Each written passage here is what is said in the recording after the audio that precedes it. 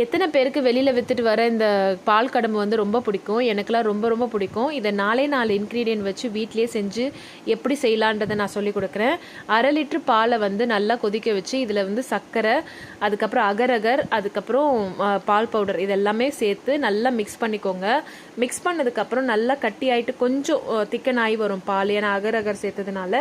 அப்போ வந்து வாசனைக்காக ஏலக்காய் தூள் போட்டு நல்லா மிக்ஸ் பண்ணிட்டதுக்கப்புறம் ஆறுனதுக்கப்புறம் நம்ம எதில் செட் பண்ண போகிறோமோ அந்த ட்ரேயில் வந்து கொஞ்சோண்டு நெய் தடவி அதில் வந்து ஊற்றி வச்சுக்கோங்க.